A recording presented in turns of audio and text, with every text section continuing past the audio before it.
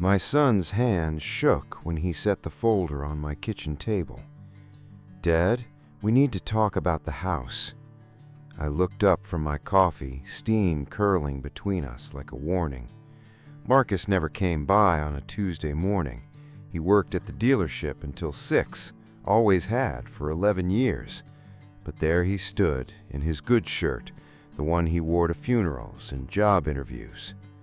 "What about the house?" He didn't answer right away. He just slid the folder closer to me, like it was something he didn't want to touch anymore. I opened it. Papers. Legal papers. My name at the top.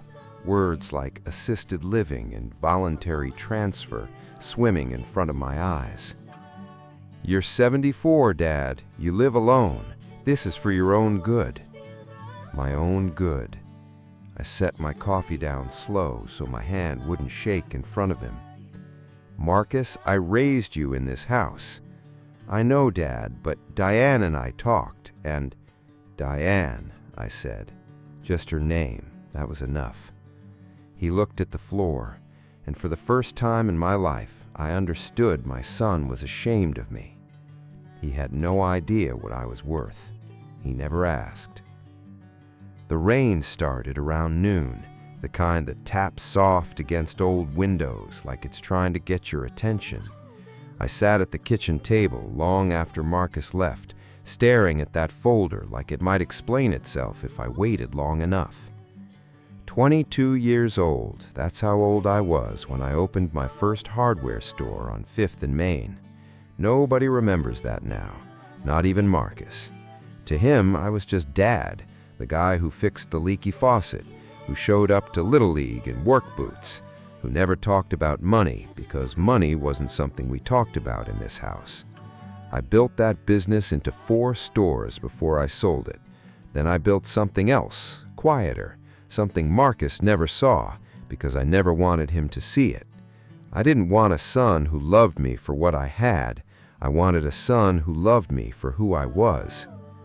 Looking back now, sitting there with the rain outside and that folder in front of me, I wondered if that had been my first mistake. My phone buzzed, a text from Diane, my daughter-in-law. "Just checking you got the paperwork. We really do think this is best." Best for who, I thought, but I didn't answer. The next morning, I drove to Sunrise Meadows myself. Nobody knew.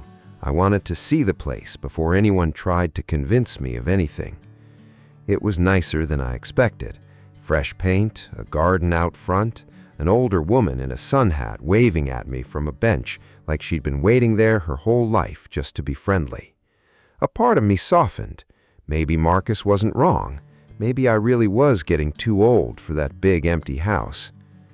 Then I met the director, a woman named Carol with a firm handshake and tired eyes. "So you're Marcus's father," she said, flipping through a folder of her own. "He mentioned you'd need the basic room, said budget was tight on your end." Budget was tight. I smiled and said nothing, but something cold moved through my chest. Marcus made $3,000 a month at the dealership. Diane didn't work. Their mortgage alone ate most of that. He wasn't paying for it out of tight budget. He was paying for it out of nothing, which meant he expected the money to come from somewhere else. My somewhere else. I drove home with both hands tight on the wheel, replaying every conversation from the last 6 months, looking for the moment I missed. It started small, looking back, little visits that turned into little questions. "Dad, you ever think about simplifying things? Less to worry about?"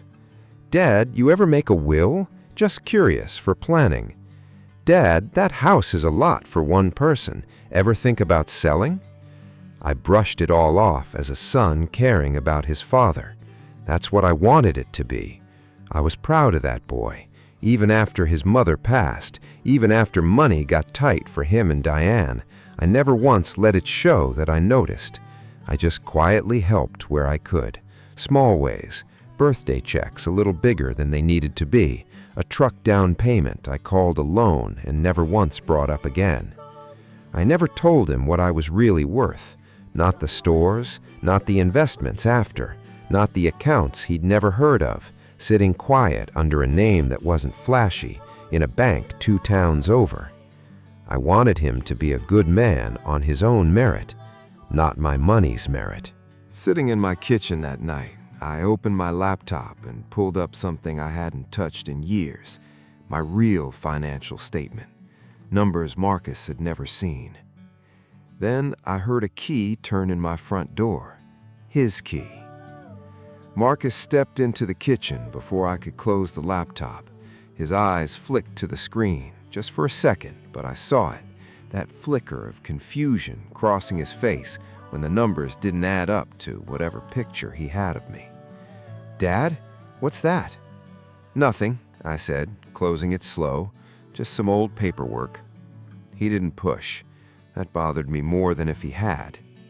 "Listen," he said, pulling out the chair across from me, the same chair he'd sat in as a boy doing homework. "Diane and I talked more. We think next month makes sense for the move." Next month. That's fast, Marcus. "The room won't stay open forever, Dad. Carol said there's a waiting list." I studied his face. Tired, thinner than I remembered. Something behind his eyes I couldn't name yet. Not cruelty, not exactly. Something more like a man cornered, looking for the only door he could see. "Marcus, is everything okay with you and Diane, financially?" His jaw tightened. "We're fine, Dad. This isn't about us. It's about you." But his hands were shaking again, just like that first morning.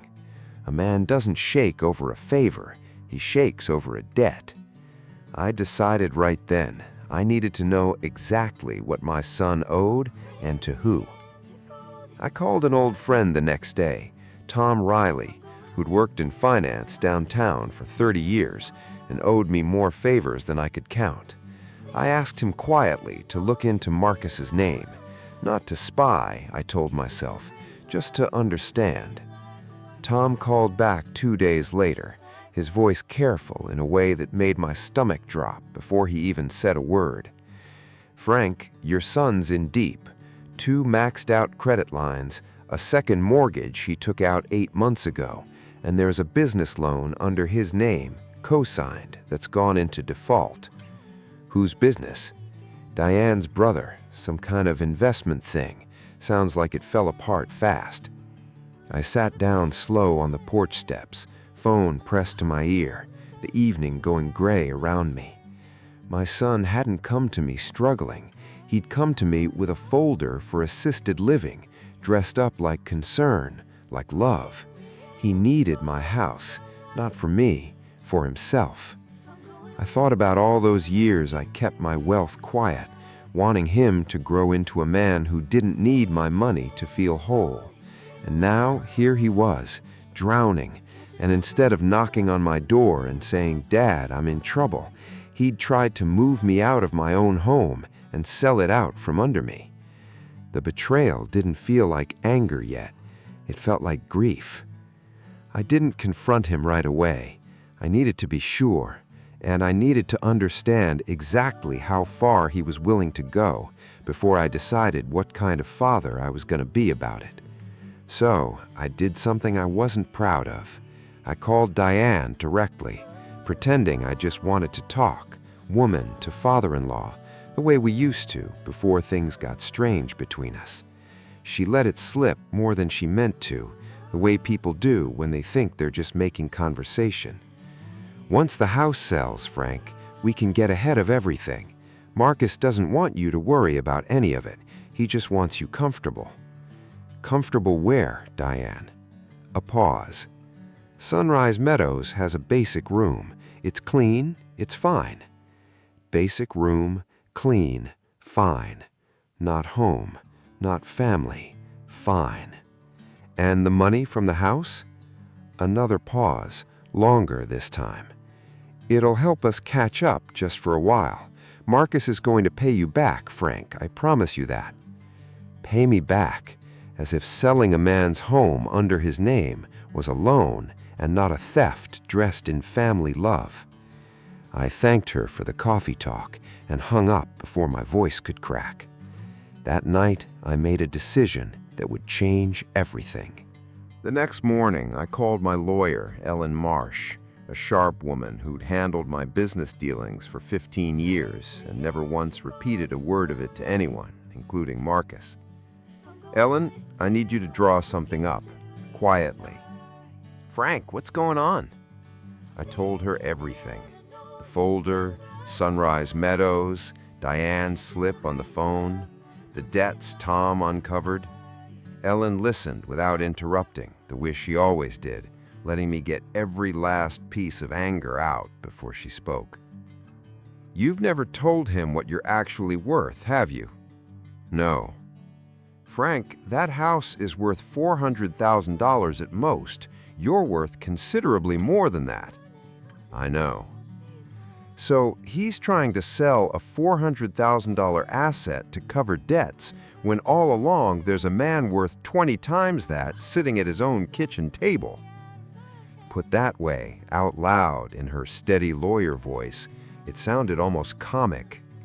Almost, except nothing about it felt funny sitting in my chest.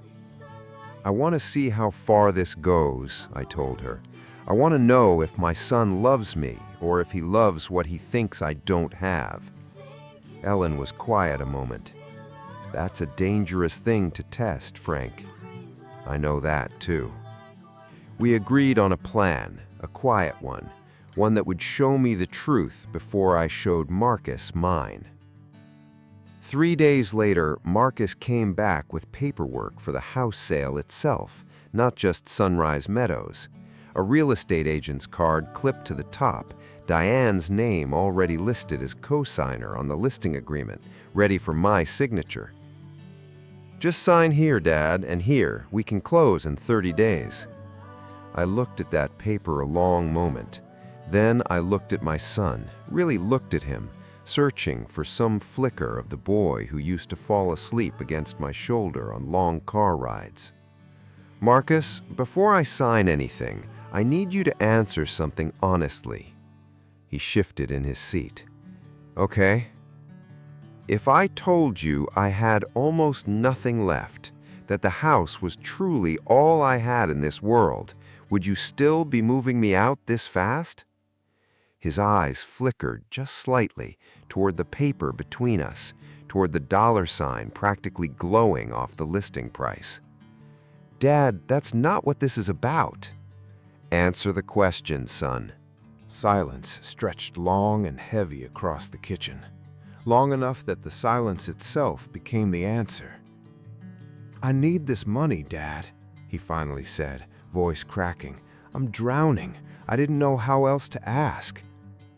There it was, not concern for my well-being, desperation wearing concern like a mask. I felt something inside me go very still and very cold. Then you should have just asked, I said quietly, instead of trying to take it. Marcus's face went pale. Take it? Dad, I wasn't trying to take anything. I was trying to help. Help who, Marcus? Me or you? He didn't answer. He didn't have to. I stood up from the table, walked to the drawer by the fridge, and pulled out the folder Ellen had prepared for me, the one I'd been carrying quietly for days, waiting for the right moment. I set it down where his listing agreement had been. What is this? Open it. His hands trembled as he flipped through the pages. I watched his face change with every line he read. Bank statements, investment portfolios, a property deed 2 towns over, one he'd never heard of, a number at the bottom of the last page that made his mouth fall open. Dad, this is real, I said, every bit of it. He looked up at me, eyes wet, confusion and shame fighting for space on his face. Why didn't you ever tell me? Because I wanted a son who'd knock on my door and say, Dad, I'm struggling, not one who'd try to sell my home out from under me to fix a mess he was too ashamed to admit to. His voice cracked. I didn't know how to tell you I failed. So instead, you decided I had failed, that I was the one who needed to be managed. The kitchen went silent except for the rain starting again outside. Marcus put his head in his hands, shoulders shaking, and for a long moment I let him sit in it. I didn't rush to comfort him, not yet. Some things a man has to feel all the way through before he can actually change. "I was so scared," he finally said. "The business loan, then the mortgage, then Diane crying every night about the bills. I thought if I could just get you settled somewhere safe, sell the house, handle everything myself, I could fix it before you even had to know how bad it got. Instead, you almost took my home, without asking, without telling me the truth. I know, God, Dad, I know. I was drowning and I grabbed the only thing I thought I could control." He looked up at me, red-eyed. "Are you going to help me?" There it was, the real question, finally spoken plain instead of hidden behind folders and real estate agents. I sat back down across from him, the rain tapping steady against the window, and thought about the boy I raised, the man he'd become, the mistakes we both had a hand in. "I'm going to help you," I said slowly, "but not by handing you a check. You're going to sit down with Ellen, lay out every debt, every mistake, and we're going to build a real plan, one where you tell me the truth first, every time, from now on."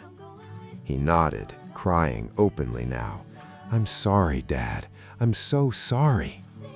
6 months passed before I felt the ground steady again beneath our family.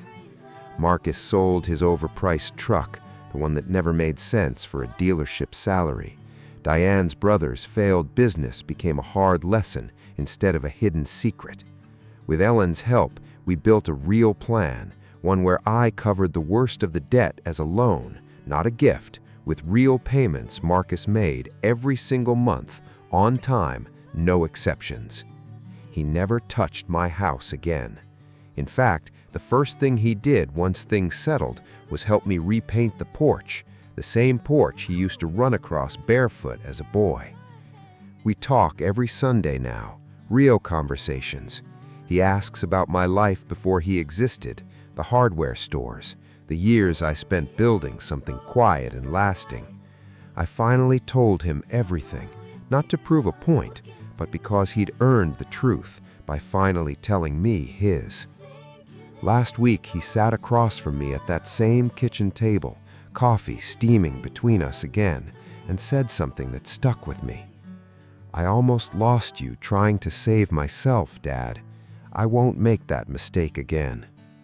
I believe him, not because he says it, but because of how he says it now, plain and honest, no folder, no hidden agenda. My son once tried to throw me away, thinking I was worthless. He just never knew what he almost lost wasn't my money. It was me.